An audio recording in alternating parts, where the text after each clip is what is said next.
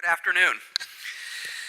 You know, when Ian asked me to come and chat today, I said, boy, I don't know whether I want to be doing this or not. It was 6 months ago. We had sold Saks a couple months earlier, and I was just getting involved thinking about where did I want to go spend my time and how was I going to think about the future of what retail is all about. And I really sat back and said, really, this would be a perfect opportunity to share some thoughts about what I see going on in retail. And for the last 9 months, I've been involved as board member of several large companies, but also partnered with the Marvin Traub Group in creating an accelerator where we've been working with a number of startup tech companies, largely in the retail space. And it's given me an opportunity to see what's going on both at the large company side but also at the very smaller startup phase in retail. And the way I would characterize what's happening is that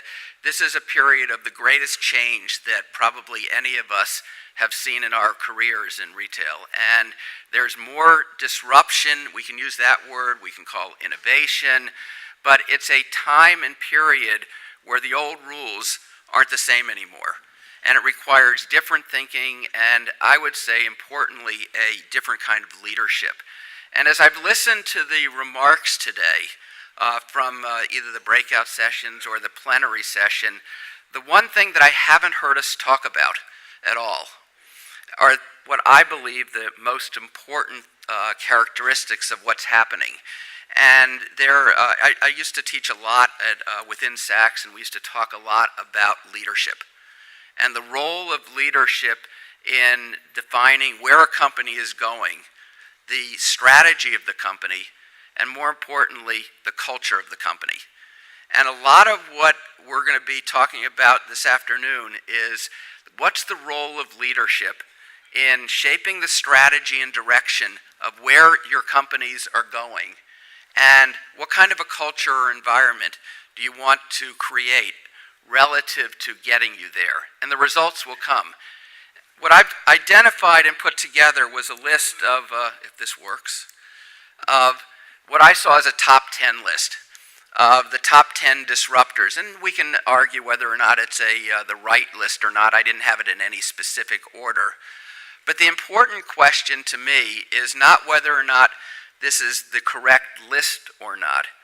It's what are we doing as leaders of our organizations to drive these 10 disruptors into our organizations, and how are we making sure that we understand whether or not the organization is embracing it. One of the things that Ron Frashart, my president from Saks, who's here today as well, and I spent a lot of time doing was saying, how do we as the old guys make sure that we're fresh and young and current in our thinking relative to all of this disruption and change that's going on. In fact, some of us went and got reverse mentors, where we got some of the young people in the organization to teach us so that we could understand how different a world it is that we're playing in. I always remember, I bring something like this up, but my grandfather used to say to me, and I was a young kid at the time, he always used to say, it's a whole new world. And that's really the way that I think about retail today, because it is a whole new world. And unless we embrace that kind of change, unless we are intellectually curious and ask the questions, not be afraid to, and ask for the young people or the people who are involved in a lot of these things, you don't really understand what's going on. And I think that the single biggest disruptor, and I'm not going to spend lots of time on each one because we've heard about them all day long and you can see examples of them in the floor outside, is omni-channel retailing. It's no longer about the internet or the web, the internet or the brick and mortar. And in fact, if you look at most retailers in the United States, they're not reporting internet sales anymore because the consumer wants product anywhere, anytime that they want to get it and in any form. So they may be researching online and buying in a store. They may buy in this store and ship it home, or buy online, pick up in the store, ship from the store. So there's a blurring of the channels that is taking place. And that leads to organizational implications. It leads to an understanding of, well, what's one view of the customer? What you find is that customer who's buying in both a store and online is buying 3 to 4 times as much as a single channel shopper. How do we better understand and meet the needs of that customer? The one thing I would say about omni-channel retailing, though, no matter how all of this changes, there are really 2 reasons that people shop online or in a store. It's for the products that you sell and the experience of the service that's provided. And all of the things that I'm going to be talking about in terms of the disruptors, in my mind, are how do you facilitate or enhance the ability to provide the products that the people want and the experience or the service that they need or expect.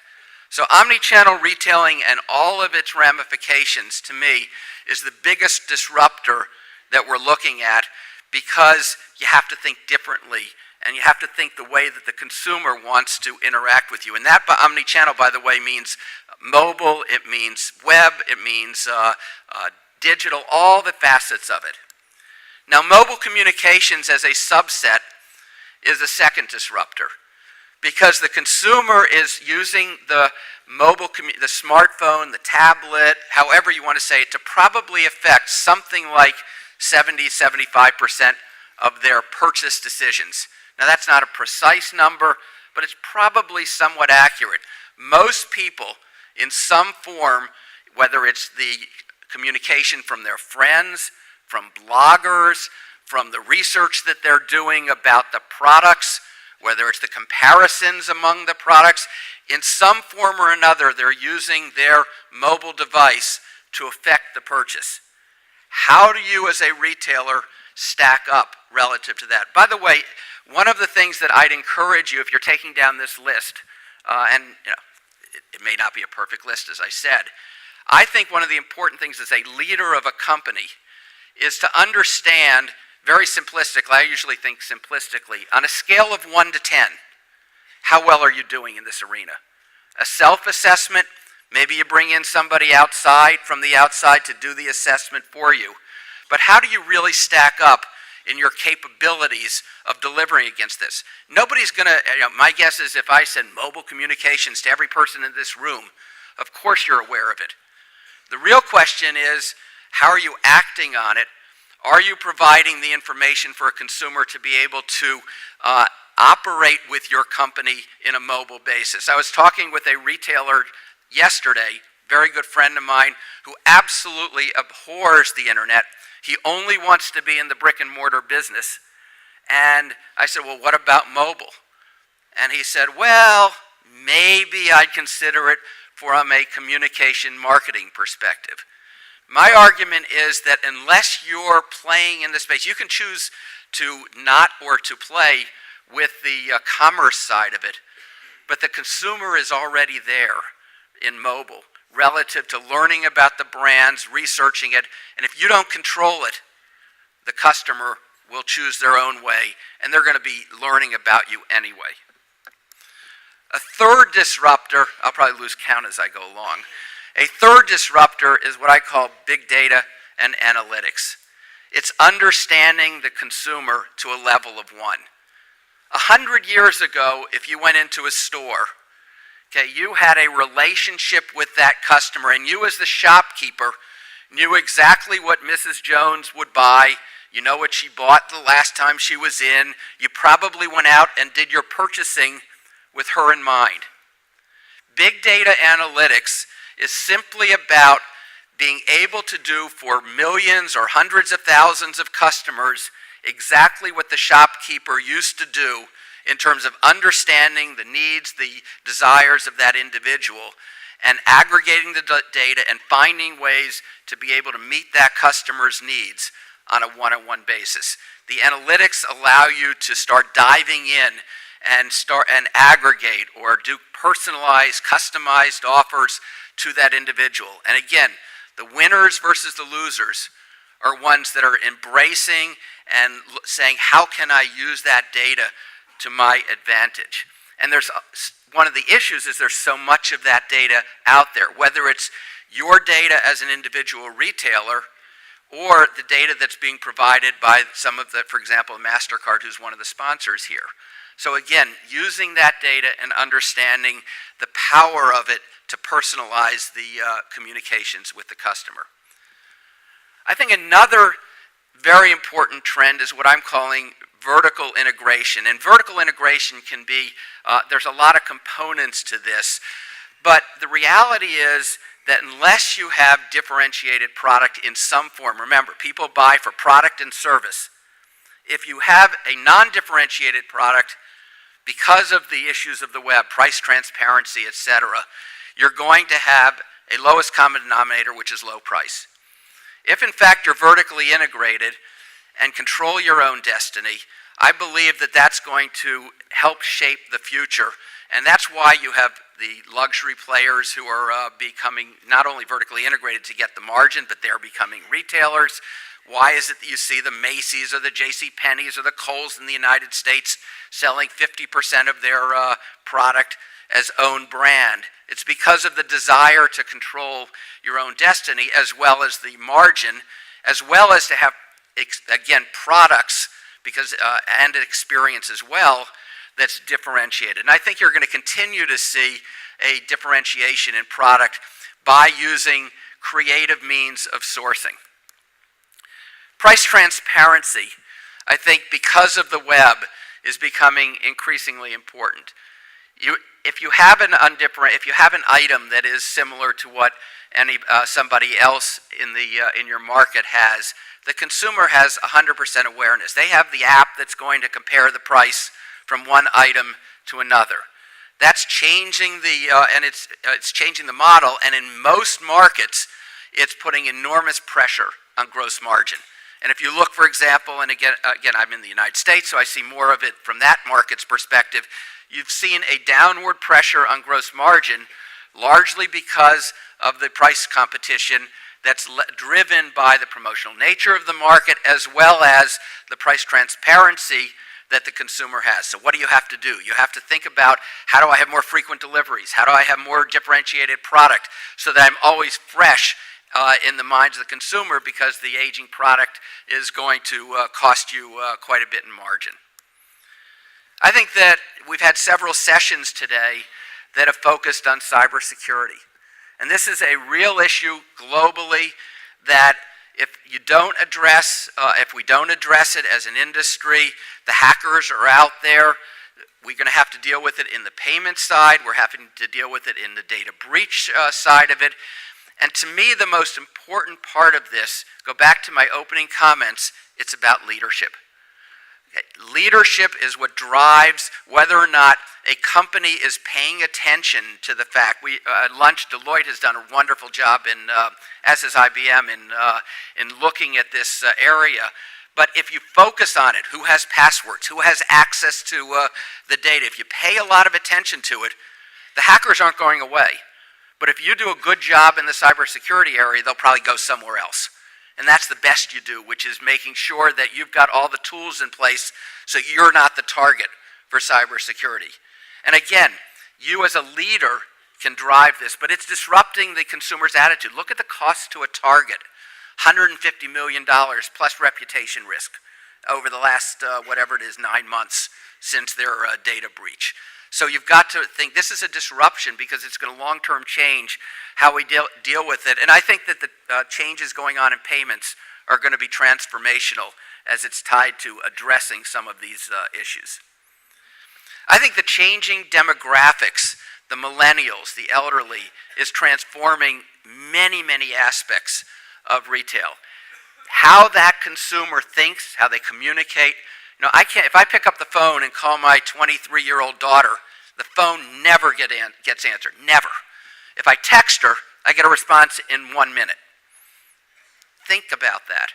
What does it say about, now, if I call my wife, I get an answer on the phone, but I don't get a response on the text.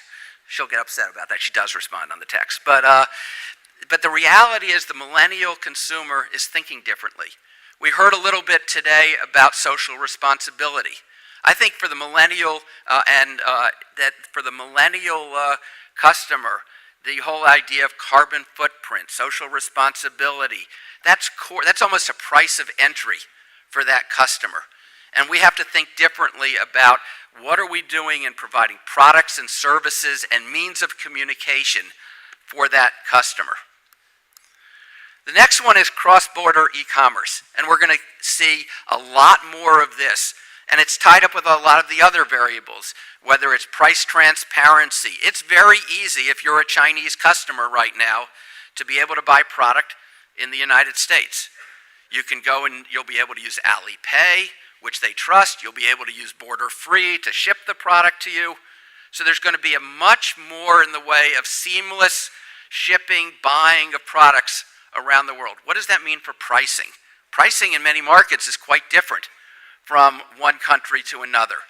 I think it means you're going to get a convergence of pricing to the common denominator, and that's going to have implications for margin. But this moving around, look at it, it's not just cross-border e-commerce, it's also shopping by the physical store.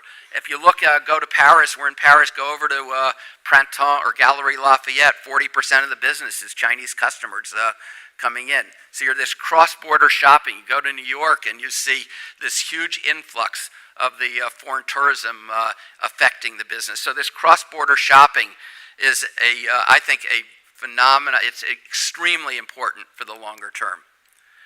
And probably most importantly is what I would call the talent requirements. I think that retail is one of the most complex business. I probably should put this slide last as opposed to next to last, but is one of the most complex businesses out there. We have more needs for engineers, for marketers, for every kind of function globally. It's not about the clerk that is standing in the store. And the requirements and the capabilities that we need are fundamentally different than what they were in the past. And as leaders, again, our role is to make sure that our organizations are staying fresh, that we're bringing in the talent, that we're growing the talent. And I question whether or not we're doing the job that we need to be doing, given the degree of change that's taking place in the industry. And the last disruptor, which I probably should have put before the talent, is this notion of technology affecting the product, whether it's the watches or the fabrications. You're going to have fabrications that are going to give you your biometrics. You're going to have all different kinds of wearable technology.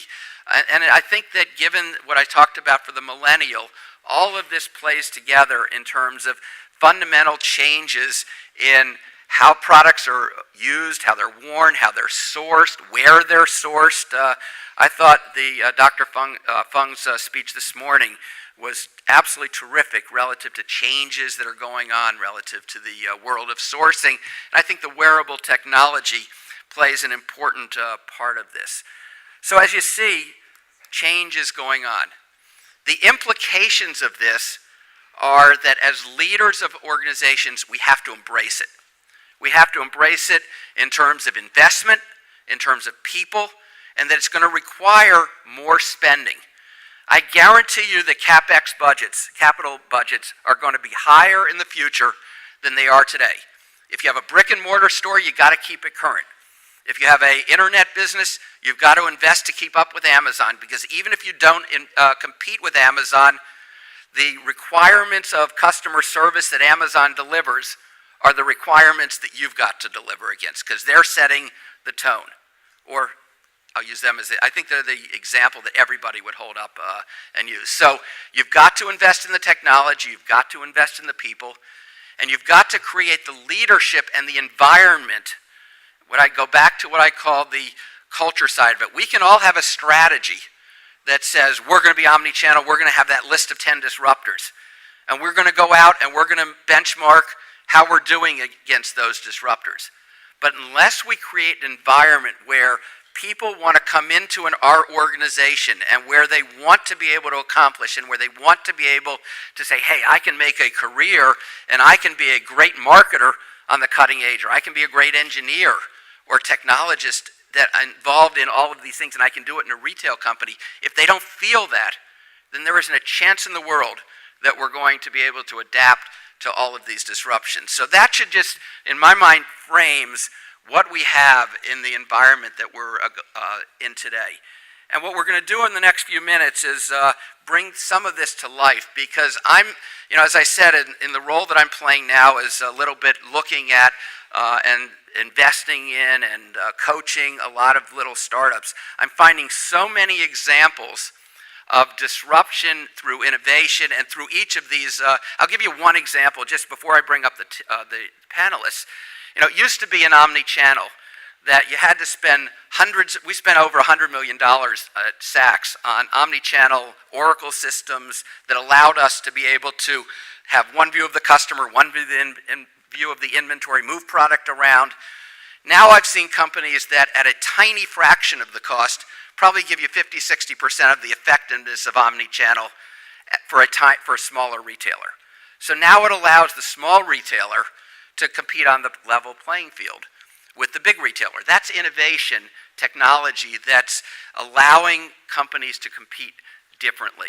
And that's what I'm seeing in every step of the way on all of these disruptors. It's not any longer just about the biggest, spend the most, and win. By the way, if I look at the results, the big guys have been winning because they've been spending on a lot of this innovation. I see the change coming where the smaller guys are going to be able to do it as well.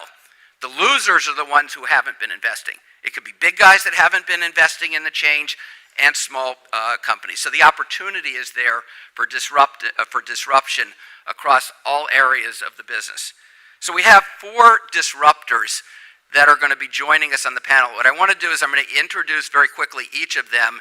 They're going to each speak for a few minutes. So one will get up, they're going to sit on the up front, and then the others will come on and speak. And then we're going to have a panel discussion around some of the themes that we've talked about this afternoon and what it means as a disruptor. Our first speaker is going to be Rachel Shechtman, who's the founder and CEO of Story, which is a wonderful concept. She'll talk about it. It's in New York downtown, and it really, it's the way that a retailer is able to change who they are on a very frequent basis. Michael Fox is the CEO and co-founder of Shoes of Prey, which is a internet business focused on customized shoes. Oscar Hartman is the founder and president of, is it going to be Coopy? Coopy VIP, which is essentially, let's call it a vente privée or Gilt in Russia. And Tito Costa, who's the founder and managing director of Zalora, which I would equate to more of an ASOS type of is that a fair description, in Southeast Asia. So why don't we start by having Rachel come up and talk about her business. Thank you very much.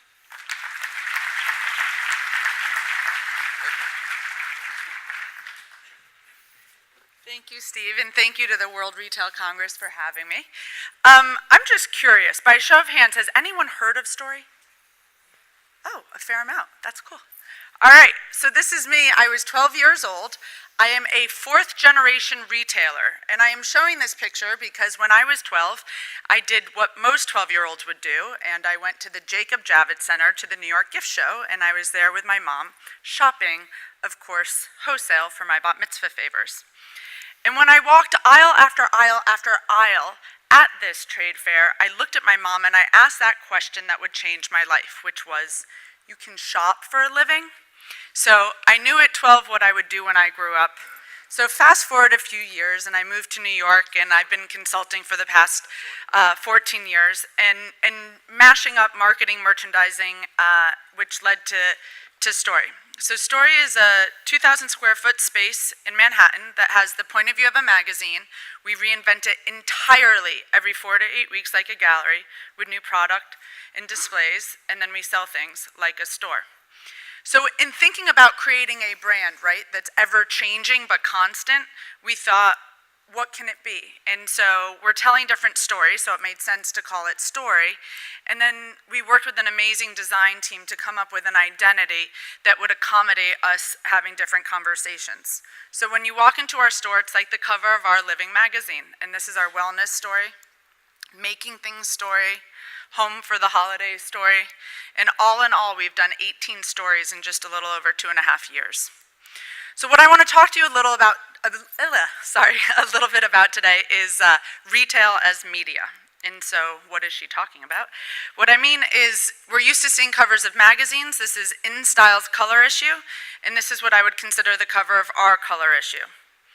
And in a magazine, you have editorial storytelling in the form of pictures and articles, and in our store, editorial storytelling is in the form of merchandising and events. And in a magazine, you have advertisers who pay money to advertise, and in our store, you have advertisers that are the form of sponsors. So when you open that magazine, you have an ad from Clinique, you have a letter from the editor, you have some editorial pics, and when you walk into our store, you have a similar experience brought to life. So this is Benjamin Moore sponsoring our color story. Benjamin Moore knows a lot more about color than I do. And so they're able to reach a customer in a new space that's contextually relevant and adding content and authority to a conversation.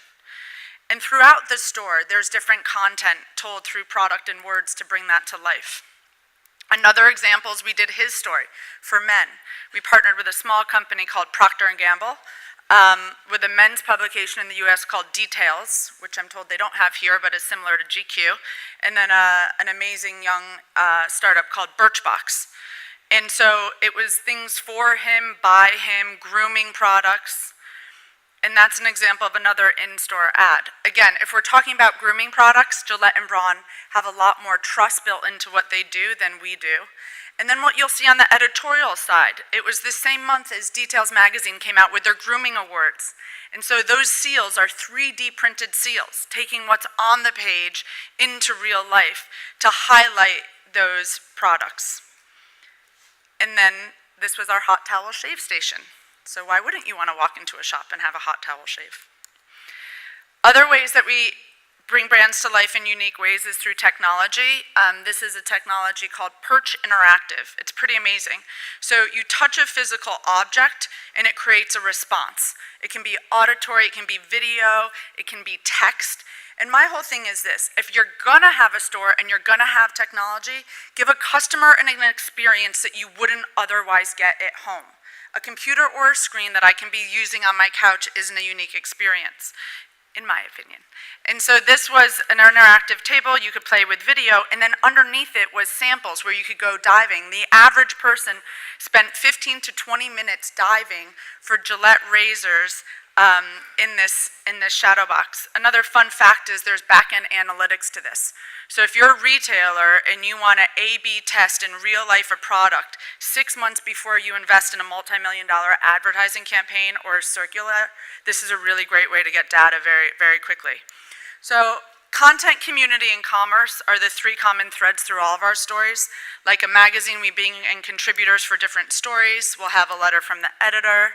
This was our Home for the Holiday story, where we partnered with Hewlett-Packard. Subcategories for our living gift guide. We also do a lot of events. So this was Nona. We did pasta making in this store, mixology class, a highly profitable 25-cent lemonade stand. And these are people we've never met who just come into the store and they have an experience. I mean, people wanted their wedding pictures taken there. So it's quite common that we've heard experience per square foot, experience per square meter. And it's one of those things where I thought, you know, for the past 20 years, there's been all this incessant digital and technological innovation online, crowdfunding, discovery platforms, all this stuff, and yet we sit there and bang our heads against the wall saying sales per square foot. And I would challenge us to say, why can't we think of it as experience per square foot and look at different ways to monetize that? This was also sponsored by another small company by the name of General Electric, and 75% of our space was non-transactional. It was pure experience. It was 3D printing, it was an injection molding machine. It was people discovering things for the first time. And one of the things we often get asked is, well, who's your demographic? And I always say it's quite narrow. It's men, women, and kids between 6 and 80. And it's, right, it is kind of funny, right? But it's actually not, because really what I stop and I say is, we're really just a dating service. And we play matchmaker between brands and consumers through storytelling. So you get a 6-year-old really excited about a laser cutting machine because they can come and make their own pumpkins. And how do you get all the women excited? You get Rebecca Minkoff, an amazing handbag designer, to come and laser etch a one-of-a-kind handbag. And usually it's pretty easy to get guys excited about machines. So metrics, we're used to looking at reports like that.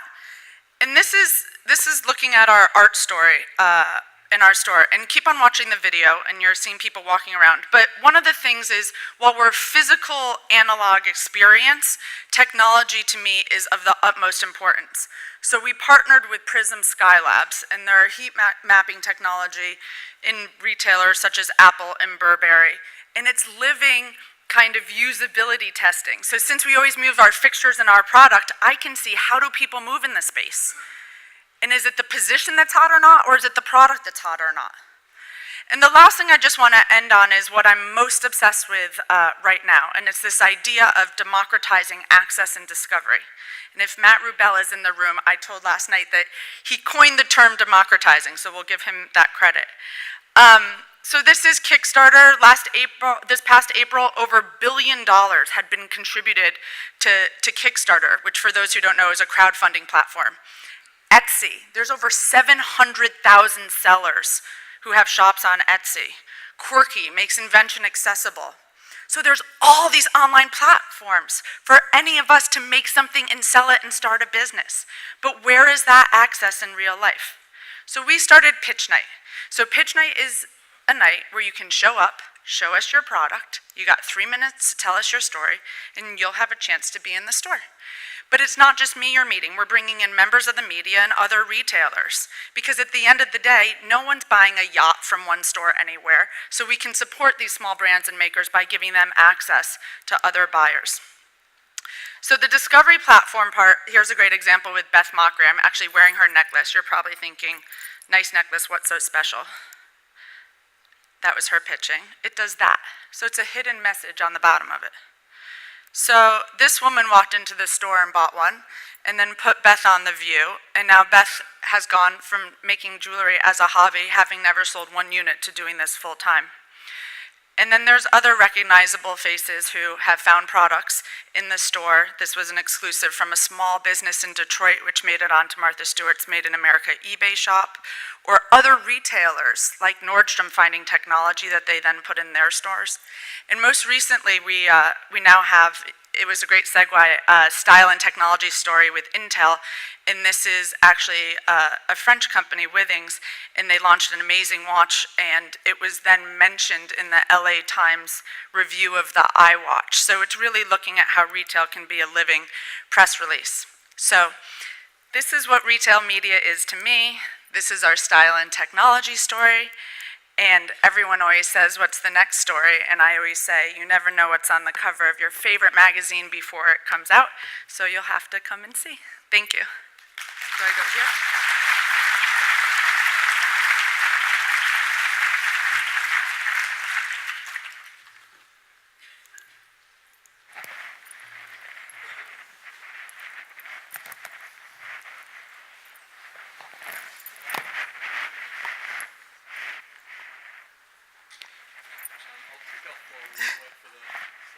Come up. Our vision at Shoes of Prey is that manufacturing on demand is the future of retail. So fast forward to add a bit of colour to this, fast forward 20 years, it's our view that in most retail categories, goods will be manufactured on demand as opposed to mass produced. There's 4 key reasons why we think that's going to happen. So the first one is that if you manufacture on demand, you never run out of stock of a product and miss out on sales. Secondly, at the end of the season, you never have any excess stock that you need to discount. Thirdly, it changes the whole cash flow cycle of your business because the customer pays for the goods up front, and it's only later that you pay to manufacture the product. And then finally, if you get your supply chain running correctly, because you're manufacturing on demand, you can allow the customer to make tweaks to the product, and you can give the customer exactly what she wants. But in order for this revolution to happen and this vision to be realised, manufactured on demand products need to meet the quality, price point and delivery times of a mass-produced product. So that's our vision at Shoes of Prey, but I'll quickly take you through where the Shoes of Prey business is now and what we do today. So today we allow women to design their own shoes. So you can visit our website and you can select from a starting design, Then you can choose from 170 different leathers and materials to change the colour of your shoe. You can adjust the heel type and height, so we do everything from the wedge heel you saw before to this stiletto heel and platform, everything from a flat up to a 6-inch heel. You can also change the pattern and the shape and structure of your shoe, so you can turn this into a sandal, into an open-toe shoe or a pointy-toe shoe. And then finally, you can choose from a range of different decorations to add to your design. So this shoe retails for $189 US. We position our brand in that accessible luxury category, so the quality matches the price point. The challenge for us in the next stage that we're working on is bringing our delivery times down. So we message a 4-week turnaround time for this pair of shoes. By the end of this year, we'll be at a 2-week delivery time, and our goal is fast forward 5 years. We want to get to overnight delivery on manufactured on-demand shoes. And we think at that point, manufacturing on demand will be the future of retail. So to do this, it's a really challenging supply chain problem, particularly to be able to bring those delivery times down. So we've, to Steve's point of vertical integration, we've taken vertical integration a step further, and we've built our own factory in China. So we own all of the equipment in the factory, we employ the staff, and that's allowing us to develop a lot of the processes that we need to be able to bring those delivery times down for our shoes. So that's the online side of our business. Last year we opened a physical store, a concession store within the David Jones department store chain in Sydney, Australia. And this is our store. So we wanted to create a really immersive theatrical retail experience for our customers. So we hired the set designer for the Australian Ballet to create those beautiful shoe sculptures that you see in the middle of the table, and that's designed to draw the customer's attention and highlight to her that this store there's something different going on here. Then when she takes a seat at the table and the stools are made from our shoe leathers and materials, so she's feeling the quality of the leathers while she's seated there designing her shoes on the iPads. There's a scent and a soundscape that play from the centre of the table, and those are designed to be quite meditative and to lower the customer's heart rate while she's seated there designing, so that she's comfortable sitting there for 20 to 30 minutes designing her shoes. Then while she's seated, we staff the concession store, so while she's seated on those stools, we can bring over leather swatches to her, and we can bring over shoes, and she can try the shoes on whilst she's seated on those stools and complete the design process. So this store design, we were thrilled that at last year's World Retail Congress it won Best Store Design in the World for the sub 1,200 square metre category. And thanks to Matt Newell from the General Store who did all the concept and design work. But more importantly than winning awards, the sales in the store have been fantastic, and we're doing 3 to 4 times the sales per square metre of the neighbouring concessions in the David Jones store. So we're rolling out another store in Sydney in mid-November, and then another 6 stores in the US between November and February, so over the next 6 months. The final piece of the business that I wanted to share with you is something that we're going to launch over the next 6 months. So this is a computer-generated product photo of our shoes, and we can create photorealistic computer-generated product photos of all of the 300,000 trillion different SKUs that you can design on our website. So you can start to think how we can integrate this with existing e-commerce players. So if you visit Nordstrom.com and you use the filters on Nordstrom.com to shop for flat red Oxfords, this is the search results you see. You see 4 shoes, 3 of them aren't even really red, so there's essentially 1 flat red Oxford that Nordstrom have on their website. And Nordstrom, like any retailer, would love to be able to offer their customers more flat red Oxfords than just 1, but there's all the inventory costs. Because of all the inventory costs, they can't afford to do this. But if you think about what we can do with our computer-generated product photos, we can add another 6 flat red Oxfords onto the Nordstrom.com website. There's no inventory costs. The customer can shop these shoes as she normally would on Nordstrom.com. She can place an order, and then we'll manufacture the shoes and deliver them to her on demand. And we can do this with any of the 300,000 trillion shoes that are available to be designed on our website. And so it's our view that infinite SKUs and this manufacturing on demand model is the future of retail. So we're launching this with a number of e-commerce partners in Australia and the US over the next 6 months, but we're looking for some more partners in Europe. So if anyone thinks this might be a fit, feel free to reach out to me on LinkedIn. Thanks.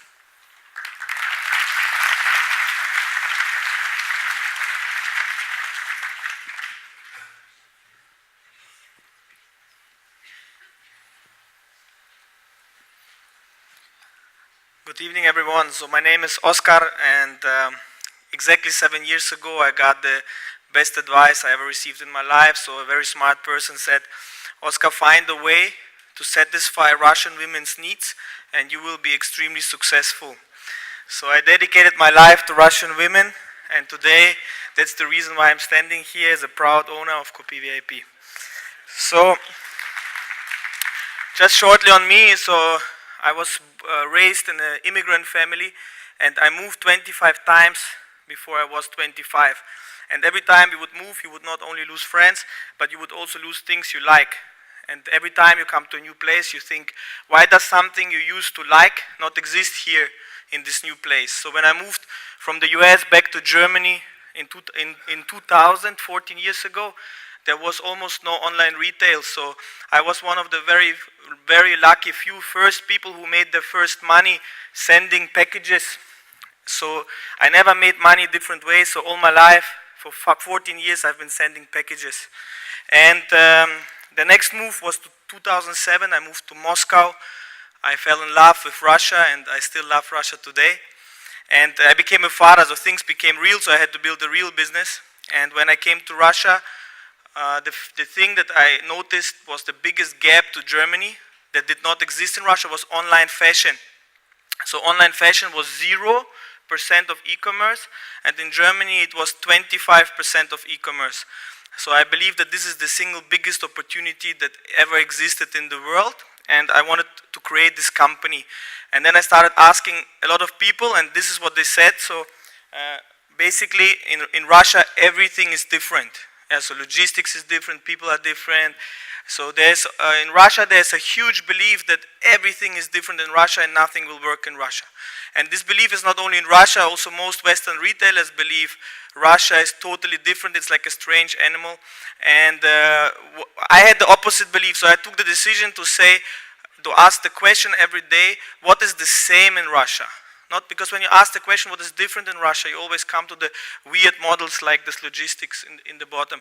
And then, so I said it's going to be the same, and whatever lags the most will grow the fastest. So I created Copy VIP, and with a small team, I had to create it from zero because I tried to convince Western retailers to do it with me, but none of them were interested in Russia, so I had to create a new company from scratch, which turned out to be a much better decision. But this is the team that created Copy VIP, and in 4 years, it totally blew my mind because we grew to 100 million euros in sales in 4 years. So this was absolutely much bigger than I ever imagined it to be. And the main reason is that all the reasons that people named why it would not work in Russia were the reason why it worked better in Russia. So when people look at differences, they always think on the negative. They think it will draw the business down, but it can make the business more successful. And we found this almost to be true with every single retail model in Russia. And what I liked most about Copy VIP is that actually it was doing something that offline cannot do. So on Copy VIP we have every single day 10,000 new products discounted, and the next day they are not there anymore, and there's 10,000 new products. So you have 10,000 new products every single day. So this is something you cannot do offline. And this is the beauty of online, because online doesn't only cannibalize offline, it also creates ways to do something new that is not possible to do in the physical world. So today, Copy VIP is even 3 times bigger than that, and we operate 25 front ends on one common infrastructure. And so the infrastructure that we had to build to deliver all the packages, we had to make it fully in-house. So we have our own delivery Russia-wide to 500 cities. We have our own fulfillment, customer service. So we went to 1,000 employees in the same 4 years. And then it became an opportunity to actually give this back end as a service to other retailers. And today we operate shops for all the brands who want to have an online shop in Russia. And so the conclusion that I came to after 7 years in Russia is that all these differences are in the little details in the bottom. But what is fundamentally the same in every country in the world, actually the women's needs. So the women's needs are the same. They want to look good, they want to be good mothers, and they want to buy fashion with discounts. So thank you very much.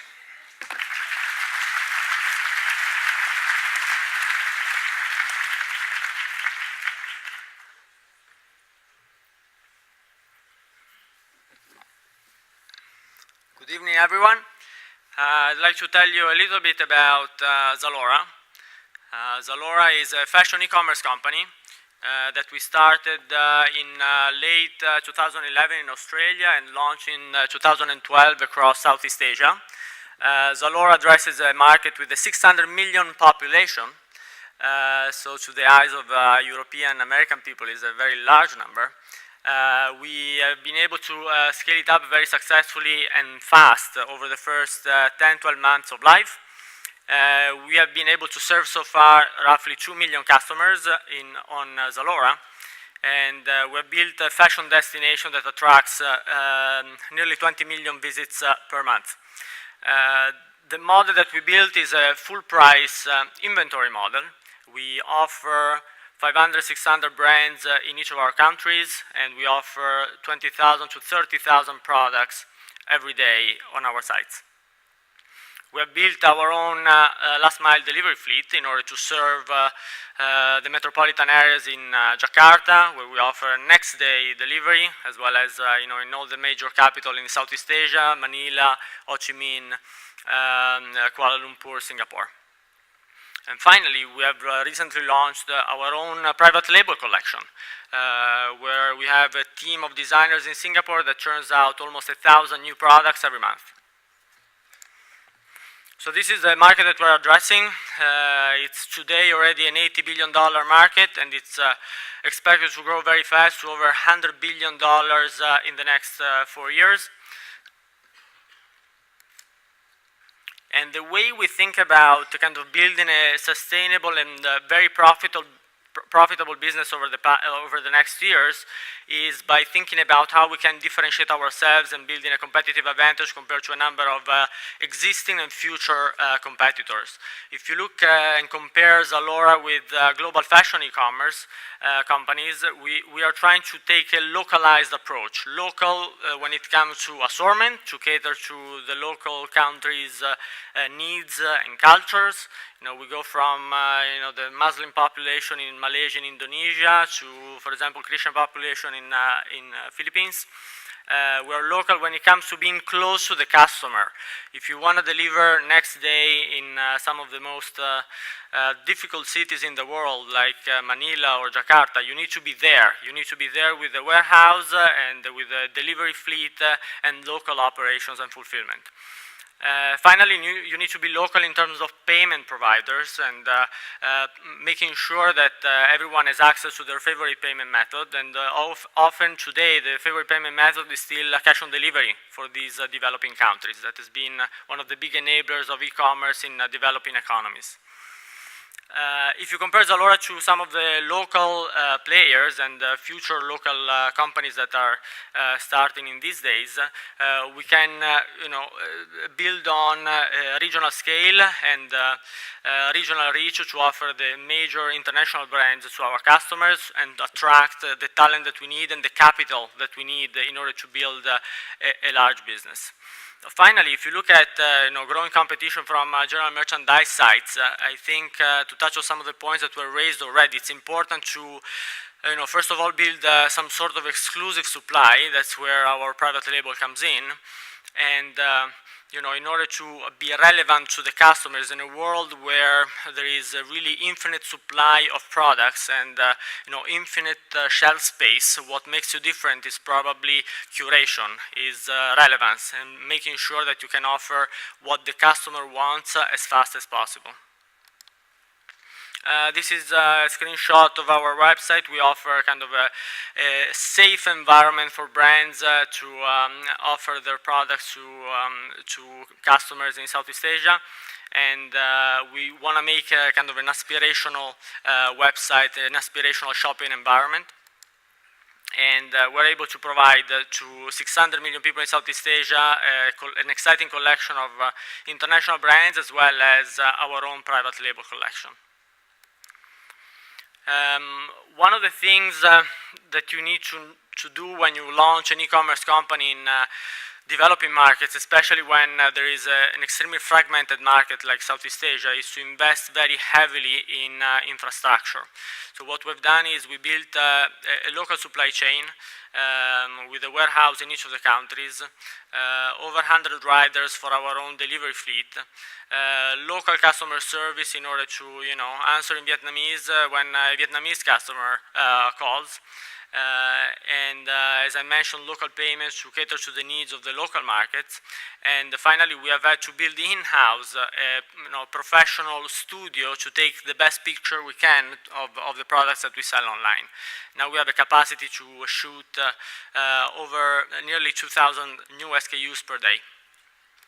So this is what Zalora is. We're trying to fill the gap in Southeast Asia and Australia of kind of a pent-up demand of a population that is increasingly online, increasingly mobile, but where e-commerce, we believe, has been pushed back by simply lack of international supply, and we're trying to fill that gap as fast as we can. Thank you very much.